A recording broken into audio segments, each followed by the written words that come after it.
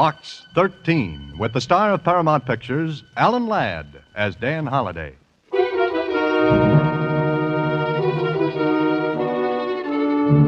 Box 13, care of Star Times. You advertised for adventure? I have it for you. If you will go any place, I can offer Paris. If you will do anything, you are the man I need. If you're interested, call at my office any day between the hours of 10 a.m.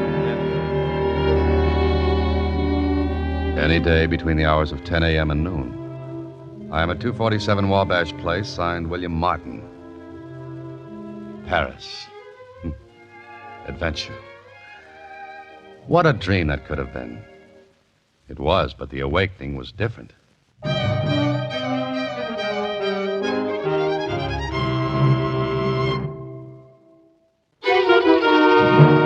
And now, back to Box 13 and Dan Holliday's newest adventure, Diamond in the Sky.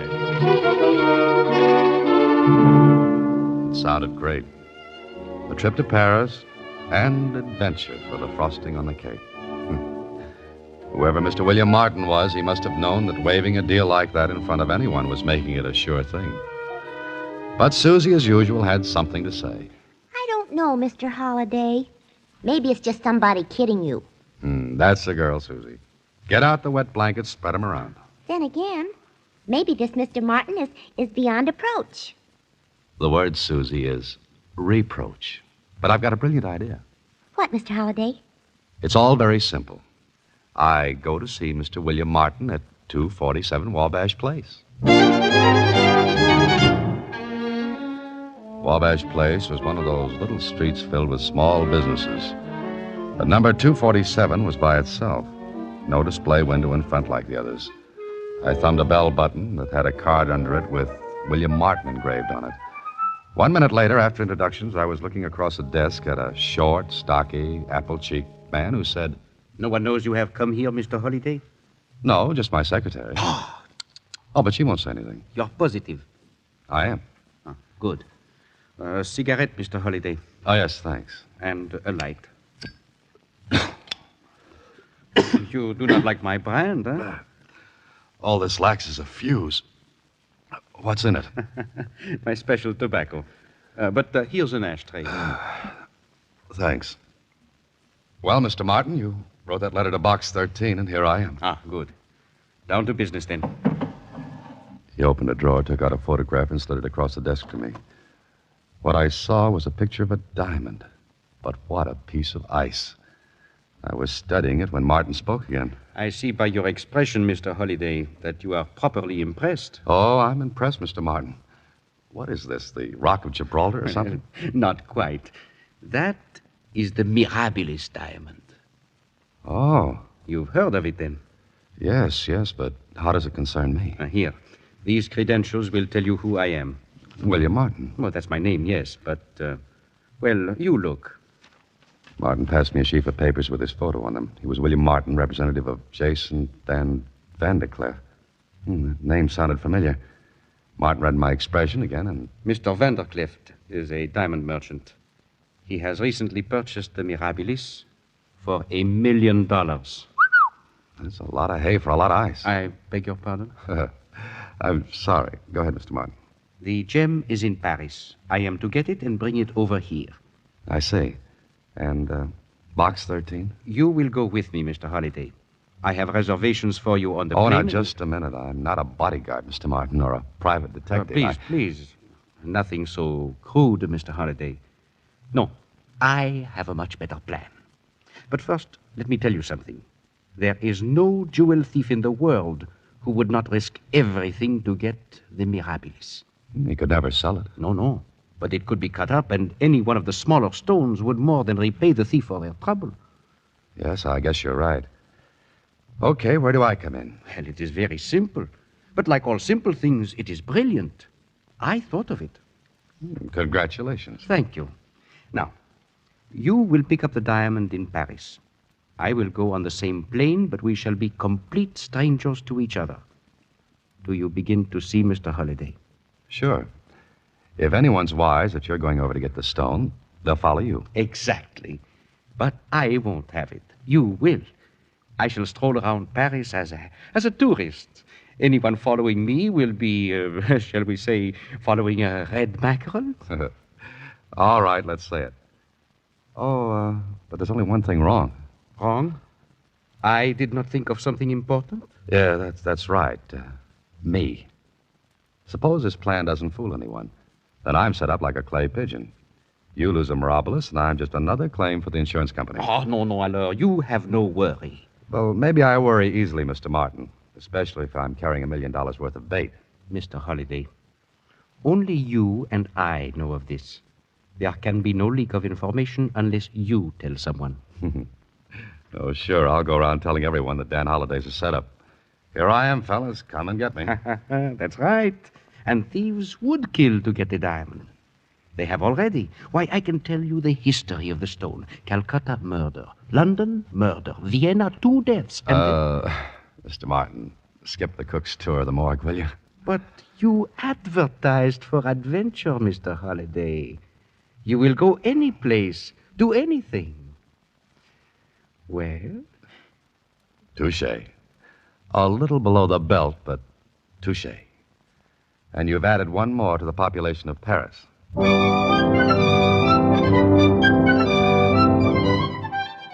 Martin's plan was simple, and if it worked, a good way to get the Mirabilis into the United States.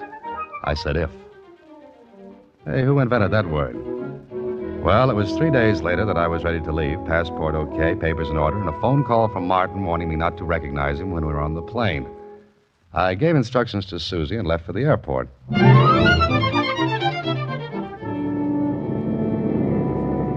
A few hours later, I was out over the Atlantic.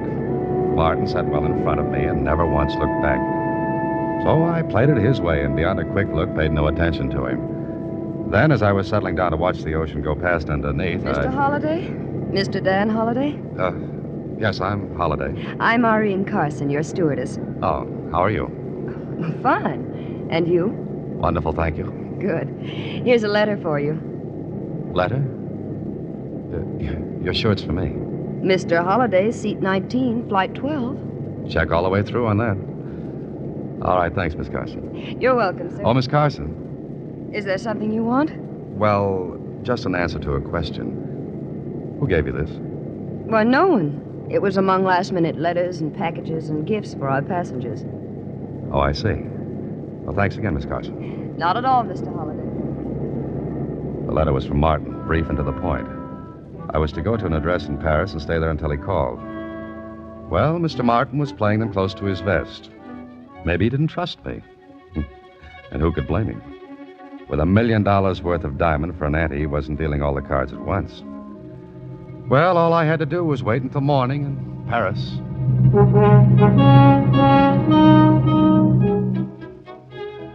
Early next morning, we landed at the Bourget field.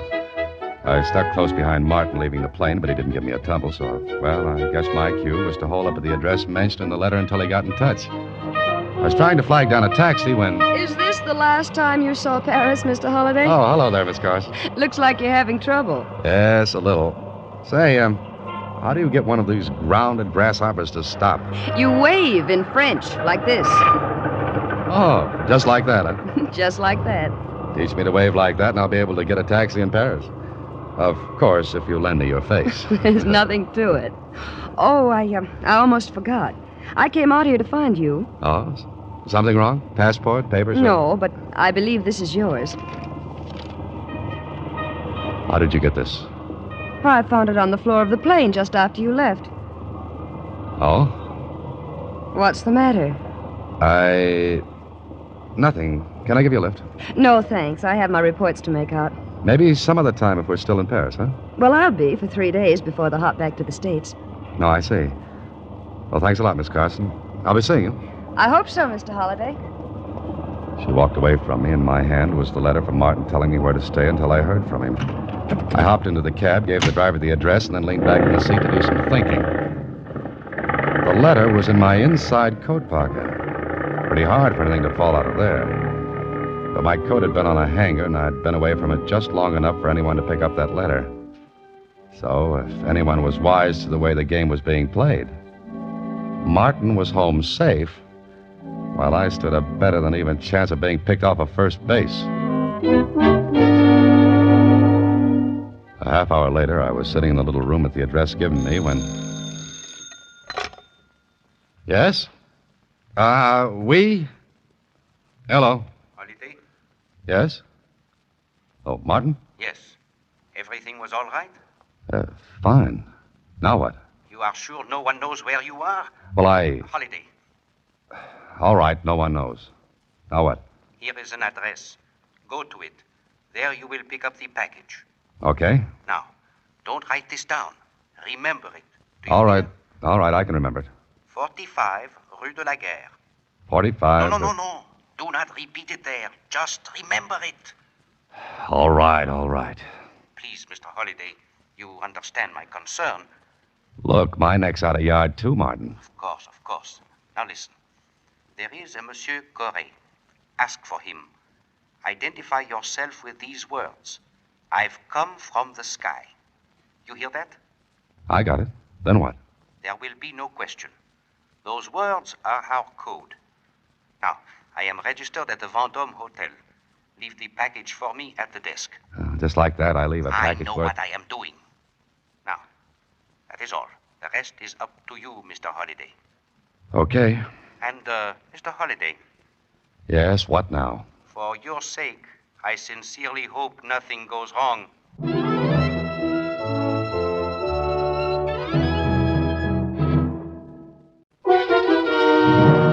And now, back to Box 13 and Diamond in the Sky with Alan Ladd as Dan Holliday. The rest was up to me, Martin said. All I had to do was collect the Mirabilis diamond, see that I wasn't caught off base, deliver it to Martin, and then that was all. I hailed a cab on the street. 4 Rue de la Guerre. Beat. Governor, with an accent like that, just talk English. Guess it wasn't very good, huh? Are you an American? No, a Londoner from Limehouse. Hop in, sir. That was 45 Rue de la Guerre, wasn't it? Yes, that's right. How did you know I was American? You kidding? I drove a cab 3 years in Brooklyn. He wants to know how I know he's an American. Okay, Limehouse. Then you should know what this means. Step on it and never mind the tickets, huh? Blimey, I ain't heard that since the days in Flatbush. Hold on, pal. Here we go.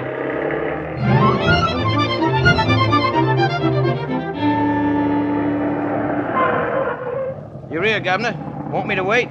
Yeah, and keep that motor hot. Hey, what's up? I don't know. Something hot? Just wait. Okay, Governor. I'll be here.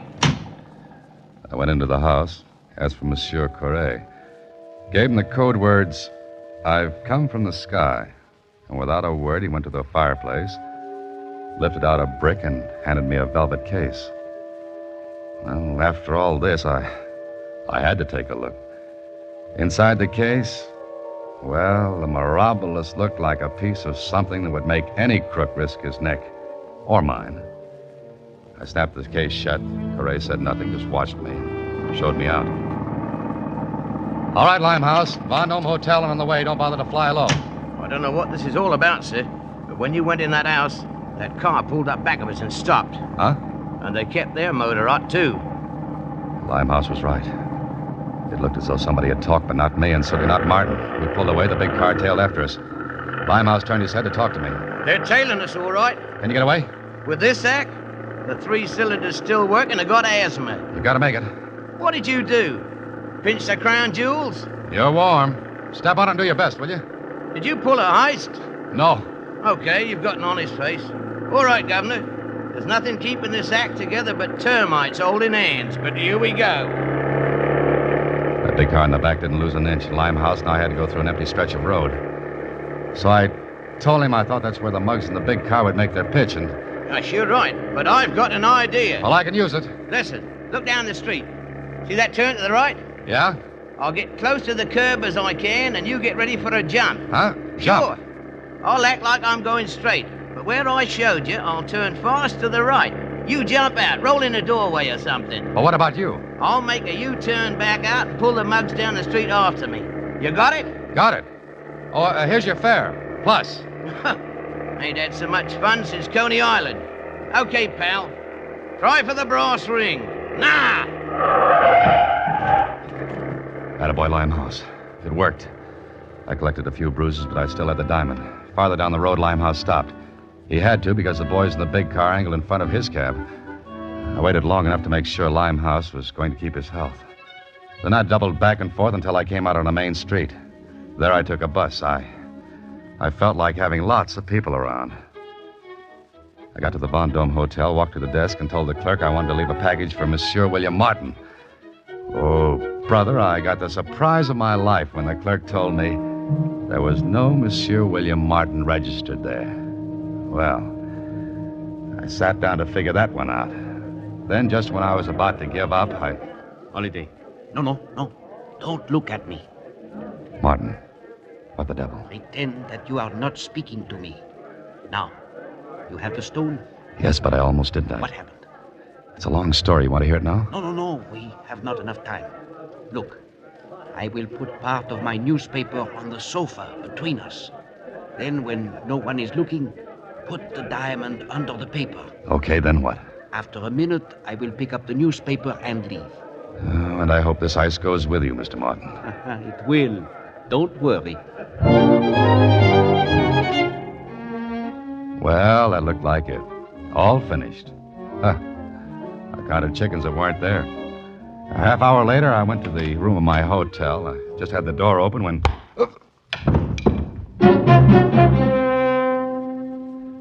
I woke from my deep dream of peace with a knot on my head and a distaste for the whole proceedings. And the room? Well, it was in shambles. Somebody had fine-combed it after drumming on my head. The manager knew nothing about it. Well, that made us even because I couldn't figure why somebody took the trouble to slug me and search the room when I didn't have the diamond. Unless somebody thought I was still carrying it. That somebody? I had an idea, and 40 minutes later, I was sitting across from Irene Carson at a little sidewalk cafe. Mr. Holliday, you're insane. I will be after another knock on the head. But why do you accuse me? Because no one but Martin knew where I was going to stay in Paris. And you. But this is ridiculous. How should I know? The letter you said dropped out of my pocket. It did drop from your pocket, and I did not read it. Really, I think this is a ridiculous story.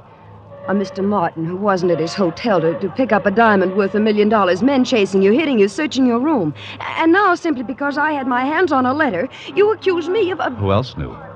You're Mr. Martin. And that's another thing. I never saw you with anyone on that plane. You spoke to no one. You got off alone. Really, Mr. Holliday, it's a fantastic story. No one saw me with Martin. Exactly. Now, if you'll excuse me, I've got to get back to Le Bourget. You've taken up too much of my time already. All right, Miss Carson. But will you do me a favor?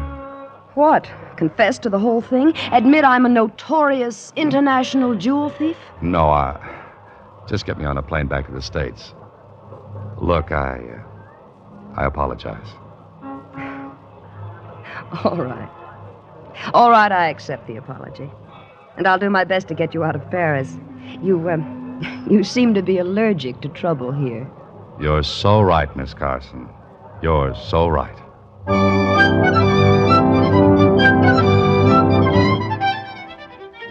After that rigmarole in Paris, New York's LaGuardia Airport sure looked good to me. I was leaving the field when...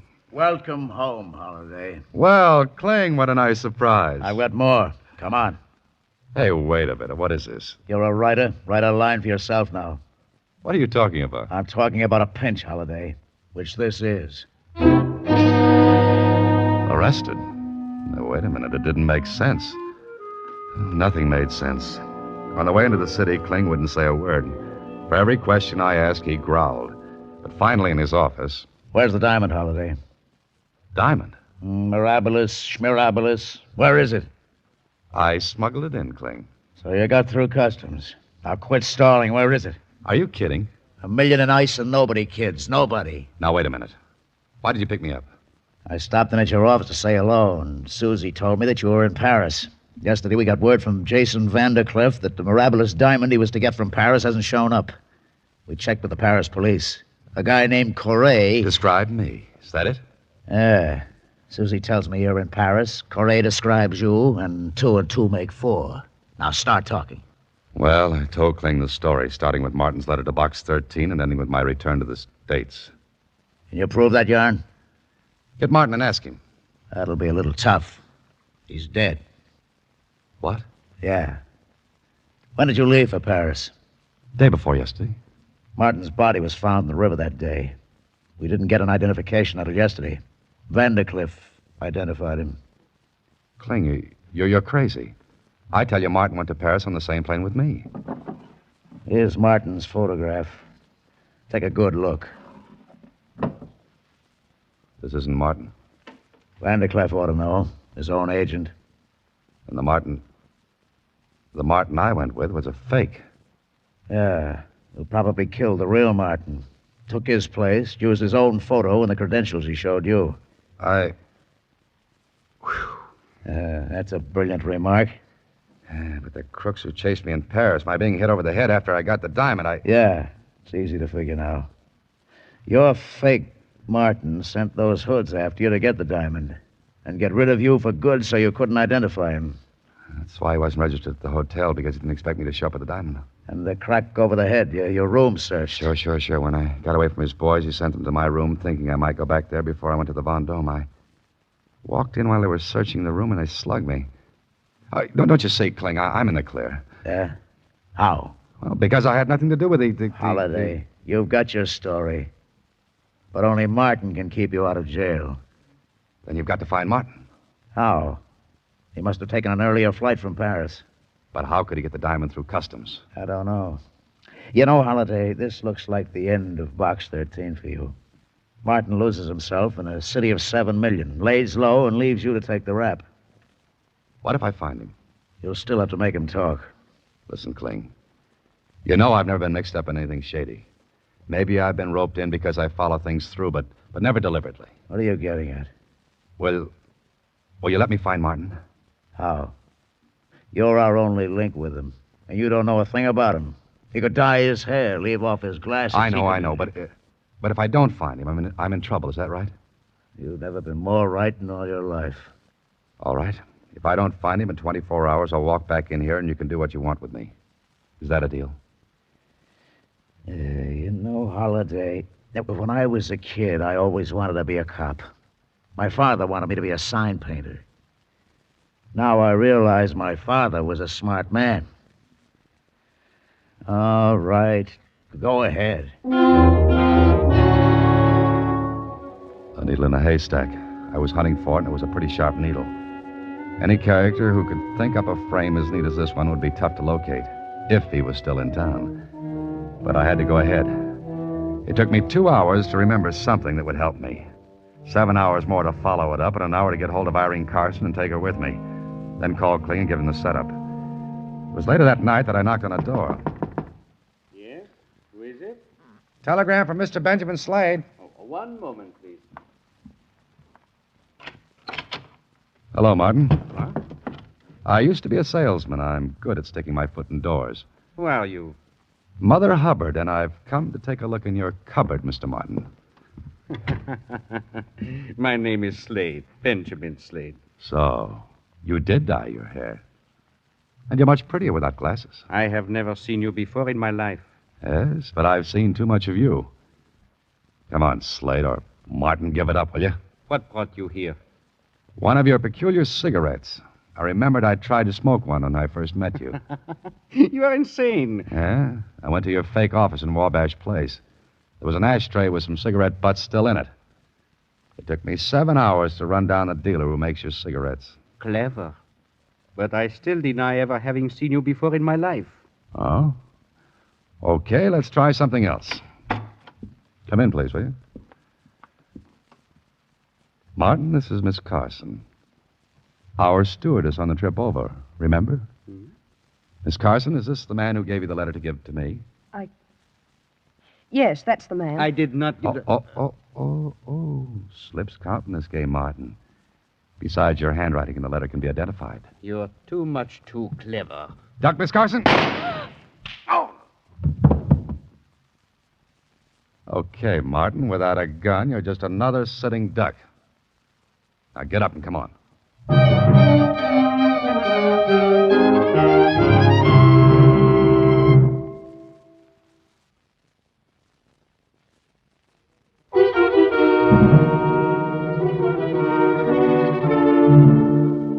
But, Mr. Holliday, how did Mr. Martin get the diamond over here? He was too smart for that, Susie. He left it in Paris. Oh. He got out and planned to return later. The Paris police have found it. You know, he was pretty silly. Silly. Oh, how'd you figure that out, Susie? Well, $1 million? Jeepers, look at all the income tax he'd have to pay on it. Huh? Oh. Good night, Susie. Next week, same time, Alan Ladd stars as Dan Holliday in Box 13.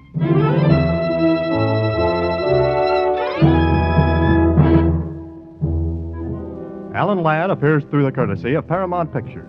Watch for him in his latest picture, Saigon.